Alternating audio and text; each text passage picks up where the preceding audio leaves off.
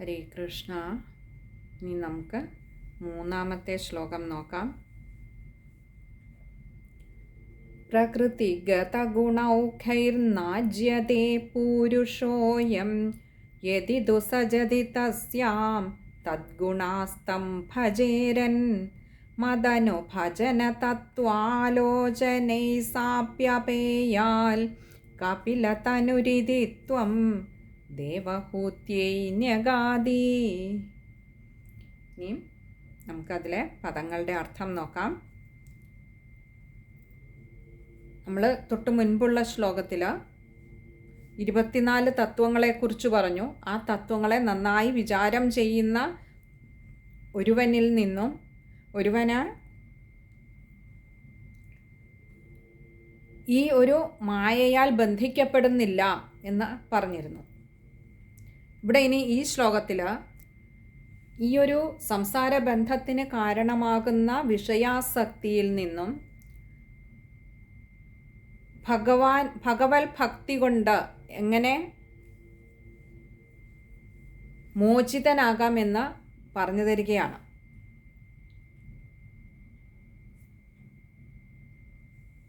അപ്പോൾ ആദ്യത്തെ ശ്ലോകത്തിൽ ഈ സംസാരബന്ധത്തിന് കാരണമാകുന്നത് എങ്ങനെയാണ് എന്ന് പറഞ്ഞു.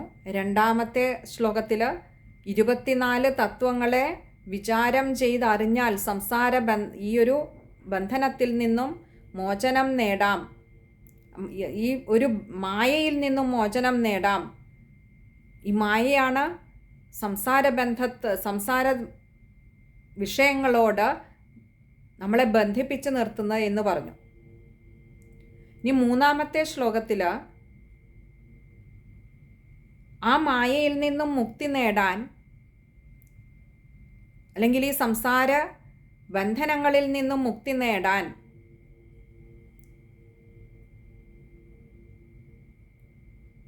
ഈ മായ എങ്ങനെയാണ് സഹായിക്കുന്നത് എന്നാണ് പറഞ്ഞു തരുന്നത്. പ്രകൃതിഗത ഗുണൗഖൈർനാജ്യതേ. ഇവിടെ പ്രകൃതിഗത ഗുണൗഖൈഹി ന ആജ്യത്തെ, ഇങ്ങനെ 3 വാക്കുകൾ ചേരുന്നതാണ് പ്രകൃതിഗത ഗുണൗഖൈർനാജ്യത്തെ.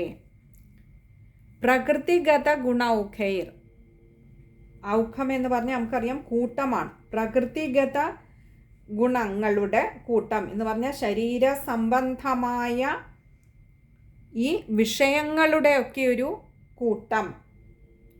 ഈ ശരീര സംബന്ധമായിട്ടുള്ളതാണ് ജനനവും മരണവും. അപ്പോൾ ഈ ജനന മരണങ്ങൾക്കിടയിൽ വരുന്ന സർവ വിഷയങ്ങളും ശരീര സംബന്ധമാണ്.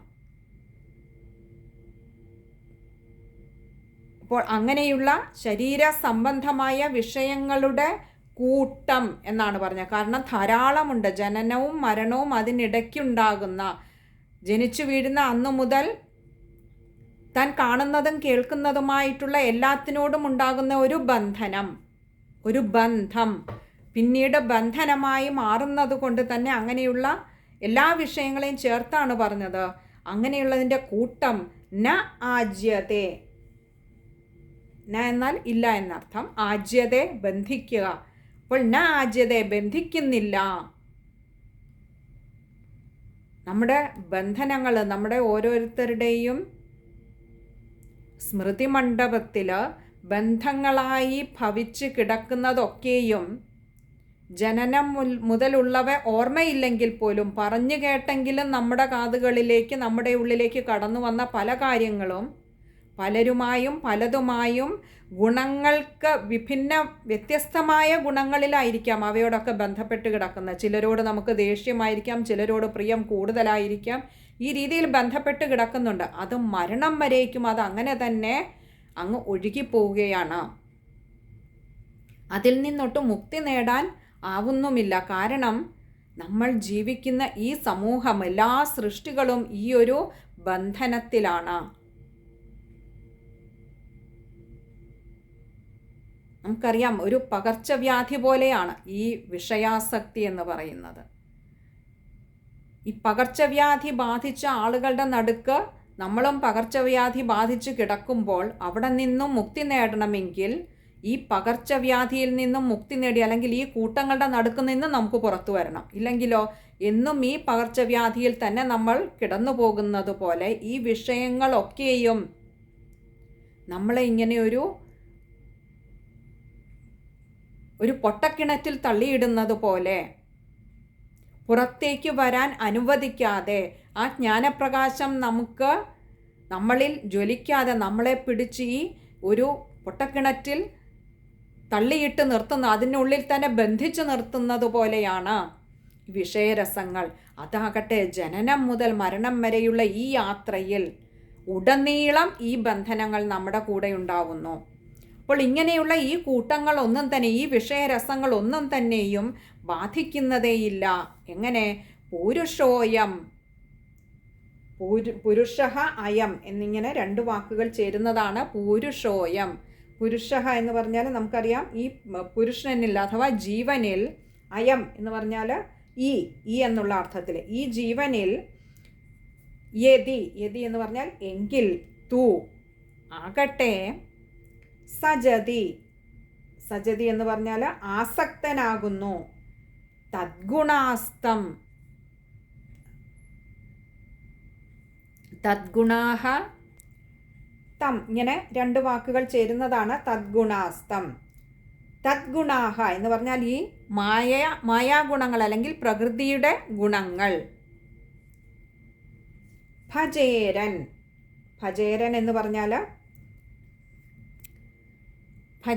എന്ന് പറഞ്ഞാൽ അതിനെ പ്രാപിക്കുക, അതിനെ ഇങ്ങനെ പിടിച്ചു നിർത്തുക. അപ്പോൾ ഇവിടെ പറയുകയാണ് അയം പൂരുഷഃ, ഈ പുരുഷനിൽ, ഈ ജീവനിൽ ഈ ജനന മരണാദികളായിട്ടുള്ള വിഷയങ്ങളുടെ കൂട്ടം ഒന്നും തന്നെയും ബാധിക്കുന്നില്ല. കാരണം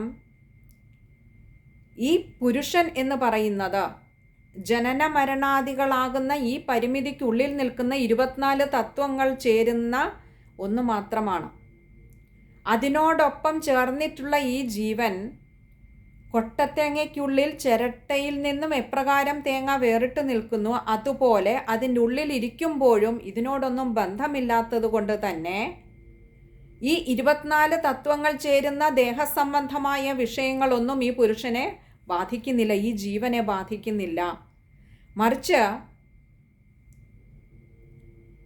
എപ്പോഴെങ്കിലും ഈ മായ, അതാണ് പറഞ്ഞത് യതിതു സജതി തസ്യാം എന്നാൽ തദ്ഗുണാസ്തം ഭജേരൻ, അതായത് ഈ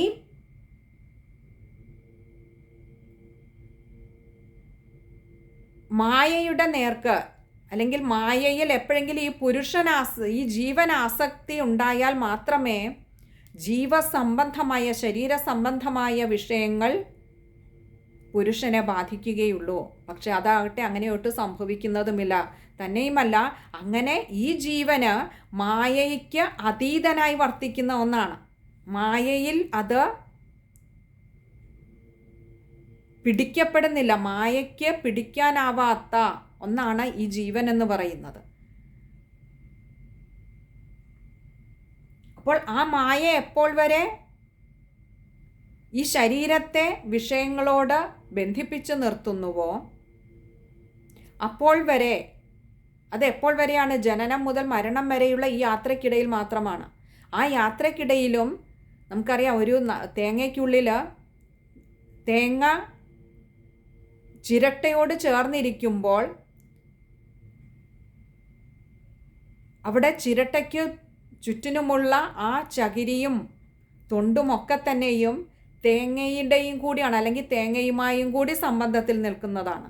മറിച്ച് അത് കൊട്ടത്തേങ്ങയായിട്ട് മാറുമ്പോൾ അതിനുള്ളിലിരിക്കുന്നുണ്ടെങ്കിലും ഈ ചിരട്ടയുമായോ തൊണ്ടുമായോ ഒന്നും തന്നെയും യാതൊരു ബന്ധവുമില്ലാതെ ആ തേങ്ങ നിലനിൽക്കുന്നു. ഇതുപോലെ എപ്പോഴെങ്കിലും ജീവൻ അങ്ങനെ മായയിൽ ആസക്തി ഉണ്ടായാൽ ഈ ദേഹസംബന്ധമായ ധർമ്മങ്ങളും വിഷയങ്ങളും ഒക്കെ തന്നെ ജീവനെയും ബാധിക്കും. പക്ഷെ അങ്ങനെയൊന്നും നടക്കുന്നില്ല. അതുപോലെ ഇവിടെ ഇത് രണ്ടും തമ്മിലുള്ള വ്യത്യാസം ഒന്ന് വ്യക്തമായി പറഞ്ഞു തരികയാണ്. എങ്ങനെയാണ്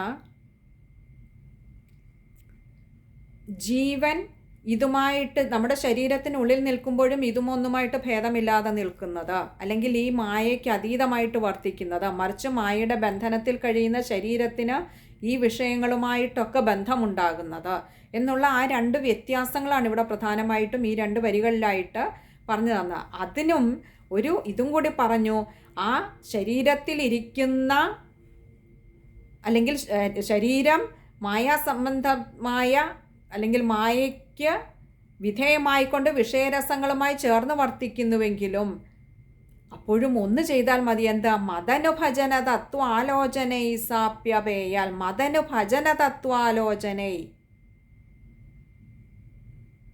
അപ്പോൾ ഈ മായയിൽ നിന്നും പിടിപെടാൻ, ആ ഒരു പിടിയിൽ നിന്നും മുക്തനാകാൻ എന്തേ വേണ്ടു? മതനുഭജന തത്വാലോചനൈ എന്ന് പറഞ്ഞാൽ എന്നെ അനുഭജനം ചെയ്യുക, ഭജിക്കുക. കഴിഞ്ഞില്ല. തത്വ ആലോചനൈ, എൻ്റെ തത്വങ്ങളെ വിചാരം ചെയ്യുക.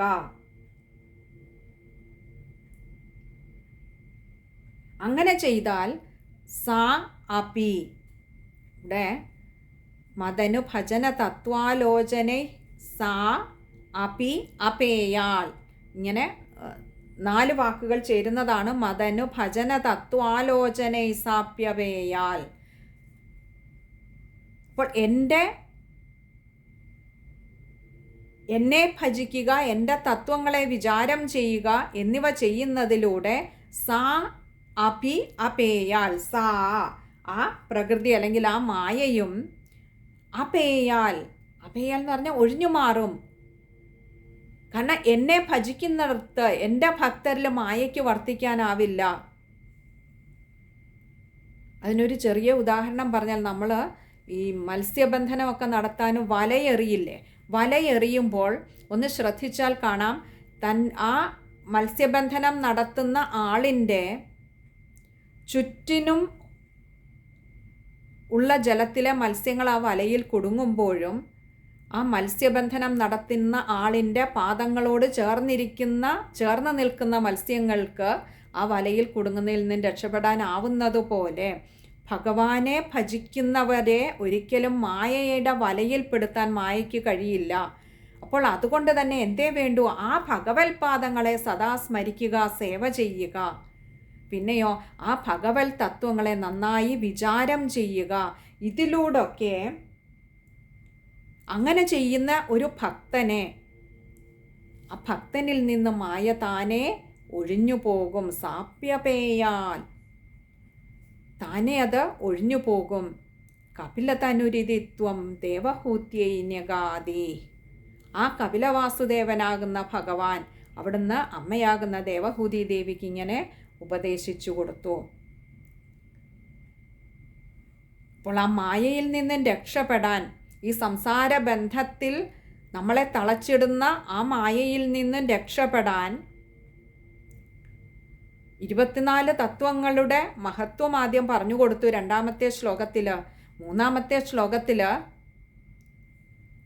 ആ തത്വത്തിനും ഉള്ളിൽ വർത്തിക്കുന്ന ജീവൻ എപ്രകാരമാണോ ഈ സംസാര ബന്ധങ്ങളുടെ പിടിയിൽപ്പെടാത്തത്, ഈ സംസാരവുമായിട്ട് യാതൊരു ബന്ധനവുമില്ലാത്തത്, മായയ്ക്ക് എപ്രകാരമാണോ കീഴടക്കാൻ കഴിയാതെ പോകുന്നത് ആ ജീവനെ, അങ്ങനെ ആ ജീവൻ്റെയും മായയുടെയും പ്രവൃത്തികളെ വേർതിരിച്ച് കണ്ടറിഞ്ഞ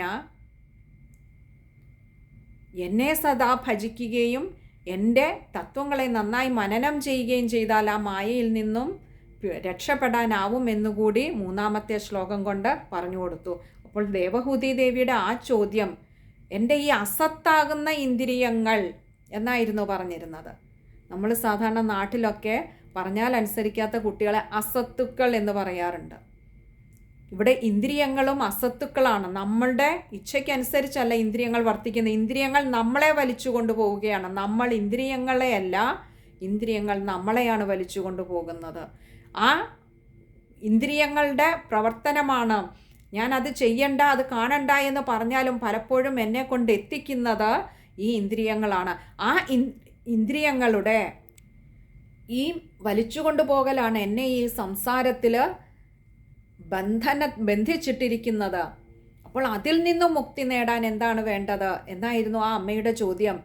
അതിനുള്ള ഓരോരോ മാർഗങ്ങൾ ഓരോരോ ഘട്ടം ഘട്ടമായിട്ട് പറഞ്ഞു കൊടുക്കുകയാണ്. പടിപടിയായി ഇങ്ങനെ ഉയർന്നു വരിക എന്നാണ് പറഞ്ഞു കൊടുക്കുന്നത്. ഒടുവിൽ ഇപ്പോൾ ആ മായയുടെ പിടിയിൽ നിന്നും വേർപെടാൻ എന്നെ നന്നായി ഭജിച്ചോളുക, എൻ്റെ ഈ തത്വത്തെ നന്നായിട്ട് മനസ്സിരുത്തി അങ്ങോട്ട് ഉറപ്പിച്ചോളുക എന്ന് ആ അമ്മയ്ക്ക് പറഞ്ഞു കൊടുത്തു, ഉപദേശിച്ചു. ഇനി നമുക്ക് ആ ശ്ലോകം ഒന്നുകൂടി നോക്കാം. പ്രകൃതിഗത ഗുണൗഖൈർനാജ്യതേ പൂരുഷോയം യദി ദുസജതി തസ്യാം തദ്ഗുണാസ്തം ഭജേരൻ മദനുഭജന തത്വാലോചനൈ സാപ്യപേയാൽ കപിലതനുരിതി ത്വം ദേവഹൂത്യൈ ന്യഗാദി. ഇനി നമുക്ക് ആ ശ്ലോകം വായിക്കുമ്പോൾ ശ്രദ്ധിക്കേണ്ട കാര്യങ്ങൾ. പ്രകൃതിഗത ഗുണൗഖൈർനാജ്യതേ, അതത്രയും കഴിയുന്നതും ചേർത്ത് തന്നെ എടുക്കുക. പിന്നെ അടുത്തത് അതുപോലെ ന ആജ്യതയാണ്, നാജ്യത, അവിടെ ആ ആകാരം ഒന്ന് നീട്ടിയെടുത്തുള്ളൂ. പിന്നെ അടുത്തത് മദനു ഭജന തത്വാലോചനൈ, തത്വ ആലോചനൈ, അവിടെ ഒന്ന് ആകാരം നീട്ടിയെടുക്കുക. അതുപോലെ സാപ്യപേയാൽ, അപേയാലാണ്. അപ്പോൾ ആ പ്യ എന്ന് പറയുന്ന അക്ഷരത്തിന് അകാരം കൊടുത്ത് വായിക്കുക. പിന്നെ നമ്മൾ മുൻപ് ശ്ലോകങ്ങളിൽ പറഞ്ഞ ന്യഗാദി, അവിടെ ഒരു വിസർഗമുണ്ട്, അവിടെയും പകുതി അകാരത്തിൽ വായിക്കുക. ഇനിയും ആ ഒരു ശ്ലോകത്തിൻ്റെ അന്വയക്രമത്തിലുള്ള പദവിന്യാസം കൂടി നോക്കാം. അയം പൂരുഷഃ പ്രകൃതിഗത ഗുണൗഖൈന ആജ്യതേ തസ്യാം യദിതു സജതി തദ്ഗുണാ തം ഭജേരൻ മദനുഭജന തത്വാലോചനൈ സാ അപേയാൽ ഇതി കപിലതനുഃ ത്വം ദേവഹൂത്യൈ ന്യഗാദീഹി. ഒന്നുകൂടി പറയാം. അയം പൂരുഷഃ പ്രകൃതിഗത ഗുണൗഖൈന ആജ്യതേ തസ്യാം യദിതു സജതി തദ്ഗുണാഃ തം ഭജേരൻ മദനുഭജന തത്വാലോചനൈഃ സ അപേയാൽ ഇതി കപിലതനുഃ ത്വം ദേവഹൂത്യൈ ന്യഗാദീഹി. ഇത്രയും കാര്യങ്ങളാണ് ആ ഒരു ശ്ലോകത്തിൽ നമുക്കൊന്ന് ചുരുക്കി പറയാവുന്നത്. ഹരേ കൃഷ്ണ.